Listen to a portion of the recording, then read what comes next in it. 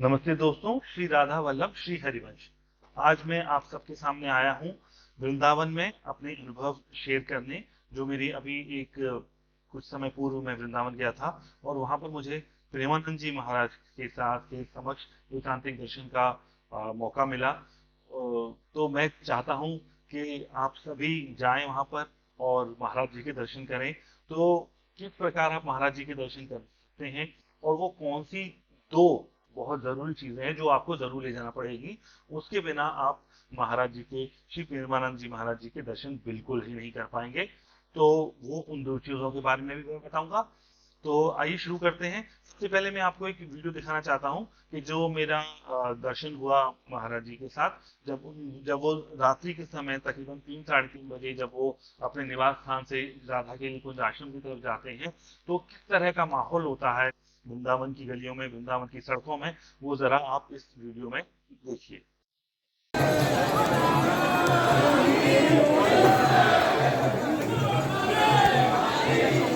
ये वो तो उस साइड से निकल रहे हैं। गुरु महाराज जी के आने से पहले ही नासिक में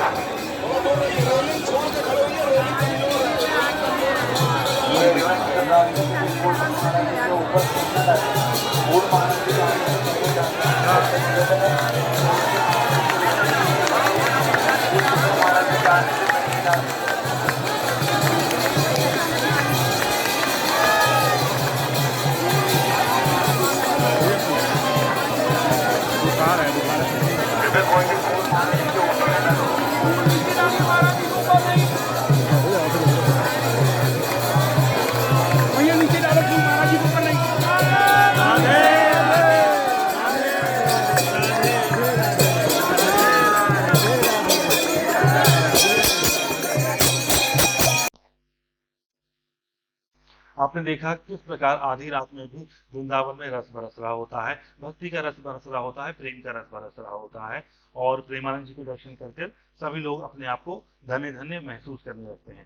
तो मैं आपको बताता हूँ कि आप किस तरह से प्रेमानंद जी महाराज के विभिन्न प्रकार के दर्शन कर सकते हैं। मैं कोई एक्सपर्ट नहीं हूँ, ना ही मैं आश्रम का या राधा के कुंज का कोई आधिकारिक स्पोक्स पर्सन हूँ। मैं सिर्फ अपने अनुभव के आधार पर बोल रहा हूँ जो मैंने वहां पर अनुभव किया। ये समय के साथ, परिस्थिति के साथ ये चीजें बदल भी सकती हैं। तो आप ध्यान रहे कि आपका अनुभव कैसा हो वो आपके और आपके प्रारब्ध पर निर्भर करेगा और उस समय की परिस्थितियों पर निर्भर करेगा। क्योंकि जो मेरा अनुभव हुआ उसके आधार पर जो भी कुछ मैं आपको बता सकता हूँ वो मैं आज आपको बताने का प्रयास कर रहा हूँ। सबसे पहले तो आप वृंदावन जाइए, शाम तक पहुंचिए वृंदावन, या फिर दोपहर तक पहुंच जाइए। और वहां पर अपना कोई अगर आपके पास पूर्व निश्चित स्थान है रुकने के लिए तो आप वहां रुकिए। और अगर पूर्व स्थान नहीं है तो आप वृंदावन में आप एक अपने लिए समुचित स्थान का प्रबंध कर लें, क्योंकि रुकना और आराम करना भी बहुत जरूरी है। शरीर को आराम की बहुत जरूरत होती है। फिर उसके बाद आप आइए परिक्रमा मार्ग पर। इस्कॉन मंदिर से जब आप परिक्रमा मार्ग पर चलेंगे बिहारी जी के मंदिर की तरफ या यमुना जी की तरफ, तो वराह घाट से पहले आपको राधा के लिए कुंज आश्रम उल्टे हाथ पर मिलेगा।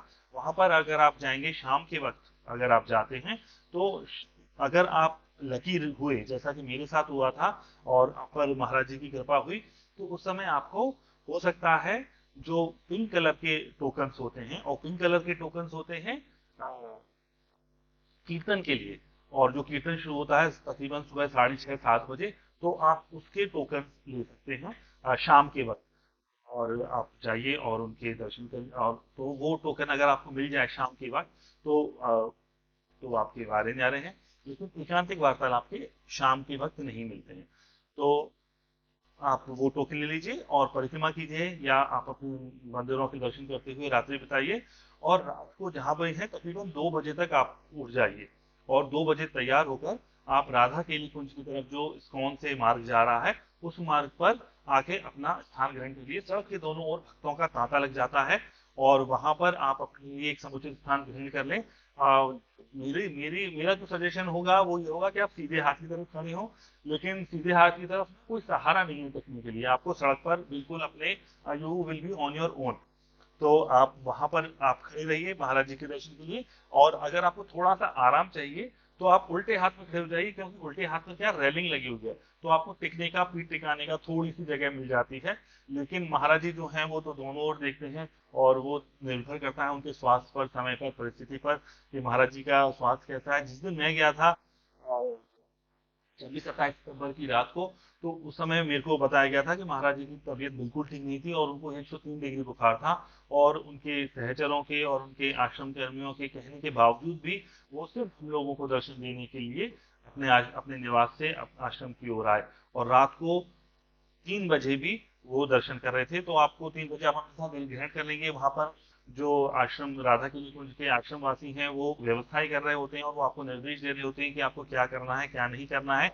क्या नहीं करना है मैं भी आपको बता दूं। एक तो आप अगर फूल लेके आ रहे हैं तो महाराज जी के चेहरे के ऊपर फेंकने की कोशिश ना करें।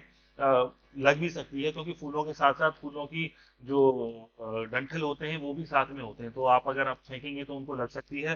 किसी को भी अचानक से हर्ट हो सकता है, आंखों में लग सकती है। तो आप उनके चरणों की तरफ ही डालेंगे, आपसे प्रार्थना है। दूसरा कि जब वो सामने आ जाए तो उनके ऊपर दंडवत ना करें, क्योंकि अगर आप सभी ऐसा करने लगे, दंडवत करने लगे, तो पूरा मार्ग ही अवरुद्ध हो जाएगा। तो ये भी आप ना करें।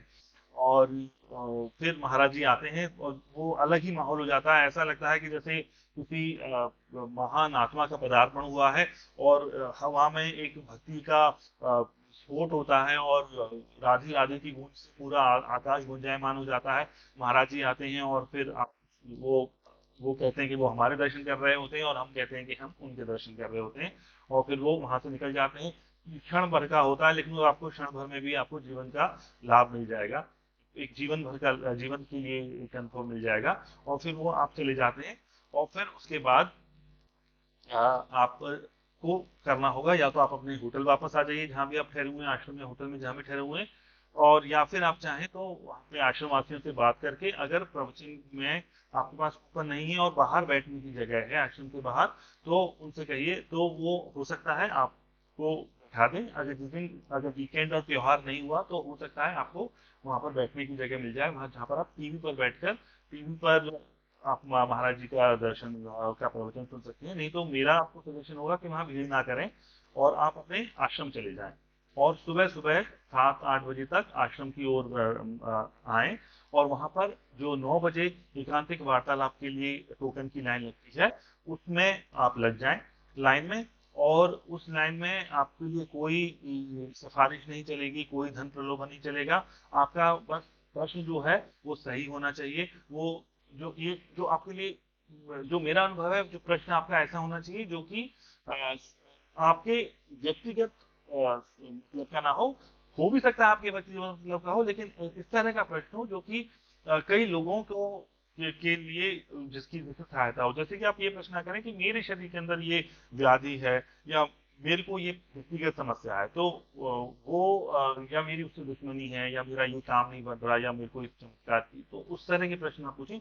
ऐसे पूछें जिसका जिसका कि लाभ आपसे अधिक लोगों को अधिक से अधिक लोगों को मिल सके। जैसे कि वो प्रश्न होने चाहिए भक्ति से एक व्यापक दृष्टिकोण के साथ उन प्रश्नों को रखिए। जैसे कि जब मैं था तो मेरे साथ में एक महिला थी, उन्होंने प्रश्न किया था कि मेरी मम्मी बहुत भजन करती है, लेकिन उनको उनकी तबीयत ठीक नहीं रहती, और लोग उनका मजाक उड़ाते हैं कि तू पूजा पाठ कर रही है फिर भी नहीं होता। अब तो वहां पर जो आश्रम वासी थे उन्होंने पूछा कि आप महाराज जी को देखिए, महाराज जी कितनी पूजा करते हैं, और महाराज जी का स्वास्थ्य का स्थिति तो किसी से छुपी नहीं है। तो इस तरह के प्रश्न जो हैं जिनके बहुत ही डायरेक्ट आंसर है, उस तरह के ना करें। थोड़े से व्यापक दृष्टिकोण, समाज को देखते हुए व्यापक दृष्टिकोण वाले प्रश्न करें। तो वहां पर आप लाइन में लगे, वहां पर आपके प्रश्नों को जांचा जाएगा। और जांचने के बाद आपके प्रश्नों के साथ यदि आपके प्रश्न वहां पर स्क्रीनिंग में से आप निकल जाते हैं, तो वो आपको टोकन मिल जाएगा। आपको वहां पर अपना आधार कार्ड भी दिखाना होगा, और अपना फोन नंबर देना होगा, और आपको टोकन मिल जाएगा। आप टोकन लेके फिर आ जाइए। उस दिन वृंदावन के दर्शन कीजिए, फिर से परिक्रमा दीजिए। वृंदावन के में तो मंदिरों की कमी नहीं है। या फिर आप मथुरा जाइए, वृंदावन जाइए, दर्शन कीजिए, और जाप कीजिए प्रभु नाम का, हरि नाम का।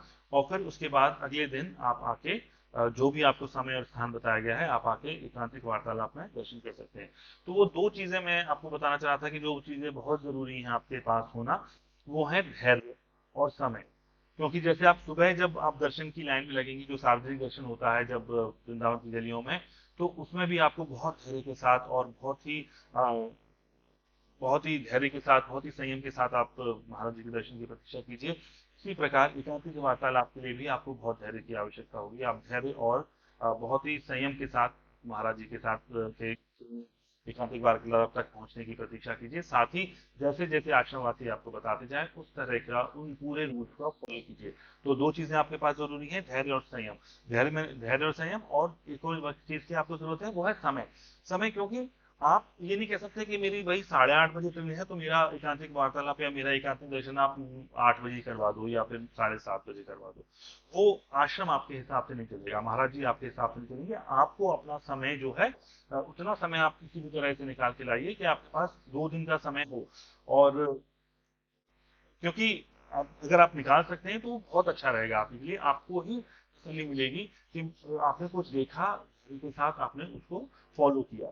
तो जब आप सुबह एकांतिक दर्शन वार्तालाप के लिए सुबह आश्रम पहुंचेंगे, तो आश्रम वासियों के जो भी निर्देश हैं उनका पालन कीजिए। जो वो जहां वो आपको बैठाए वहां बैठिए धैर्य से, उसके साथ जो भी वो निर्देश दें उनका पालन कीजिए। आप फिर उसके कुछ समय बाद जब महाराज जी प्रवचन देकर बाहर आएंगे और अपने स्थान पर जाएंगे, पूजा इत्यादि और आरती इत्यादि नित्य नियम जो उनके हैं उनको करने के पश्चात फिर आपको एकांतिक वार्तालाप के लिए छोटे छोटे समूहों में ले जाया जाएगा। क्योंकि वहाँ बहुत छोटी जगह है, बहुत कम स्थान है बैठने के लिए, तो छोटे छोटे समूहों में ही लोग जाते हैं और बहुत कम समय होता है। जैसे एक समूह के पास आधे घंटे के आसपास का समय होता है। तो हो सकता है आप किसी एक प्रश्न का उत्तर, कई बार ऐसा भी होता है महाराज जी 15-15 मिनट तक देते हैं। जैसे हमारे जब हम गए थे तो हमको बताया गया था कि जरूरी नहीं है कि सारे प्रश्न महाराज जी पर तक पूछे जाएंगे, उनके उत्तर की अवधि और जो भी समय है उस पर निर्भर करता है। तो आप धैर्य रखें। जरूरी नहीं है, अगर आपका प्रश्न नहीं पूछा जा रहा है तो आप अपना दिल छोटा ना करें। आप उन्हीं जो महाराज जी के प्रवचन है उन्हीं में से अपने लिए उनके निर्देशों को ढूंढने की कोशिश करें। कभी ना कभी आपका वहां तक जो भी प्रभु इच्छा हो, उस हिसाब से आपकी बात महाराज जी तक पहुंच जाएगी। जैसे मेरा प्रश्न था, वो स्क्रीनिंग में तो सिलेक्ट हो गया था लेकिन वो महाराज जी के तक के सामने उठाया नहीं गया। तो उस तरह की चीजों को से आप कदम छोटा ना करें, अपने अपनी धैर्य धैर्य रखें, संयम रखें और भक्ति भाव के साथ महाराज जी के एकांतिक वार्तालाप का और एकांतिक दर्शन का आनंद लें। आपको भरपूर आनंद की प्राप्ति होगी। हड़बड़ी मचाएंगे तो आपको कुछ भी नहीं हासिल होगा। ज्ञान जो है या फिर भक्ति का मार्ग जो है वो बहुत ही स्लो प्रोसेस है, इट्स स्लो बर्निंग प्रोसेस। तो धीरे धीरे काठ की हंडिया पर भक्ति का रस पड़ता है या फिर श्रद्धा का रस पड़ता है। तो आपसे अनुरोध है कि भीड़ ना लगाएं, धक्का मुक्की ना करें, सारे नियम कायदों का पालन करें। वहां पे कुछ नहीं चलता, कोई सिफारिश नहीं चलती, कोई पैसा नहीं चलता, कोई दान प्रलोभन नहीं चलता। आपका प्रश्न उचित होना चाहिए, आपके अंदर संयम धैर्य होना चाहिए, आपके अंदर भक्ति भाव होना चाहिए। आपको महाराज जी के दर्शन अवश्य प्राप्त हो जाएंगे। बस आप धैर्य रखिए, संयम रखिए। ये मेरा आप सभी से अनुरोध है और आशा करता हूं कि इस वीडियो से आपको थोड़ा बहुत लाभ मिला होगा। आपके और यदि कोई प्रश्न है तो आप कमेंट में बताइए। मैं फिर से कह रहा हूं कि मैं आश्रम का आधिकारिक व्यक्ति नहीं हूं। मैं सिर्फ अपना अनुभव बता रहा हूं कि मेरा अनुभव कैसा था। अगर आपको मेरे अनुभव से कुछ लाभ मिल सकता है तो मैं आपके साथ साझा करने के लिए तैयार हूं। और बाकी जो महाराज जी की इच्छा, जो हरि की इच्छा, जो राधा रानी चाहे वैसा हो। हरि ओम। राधे राधे।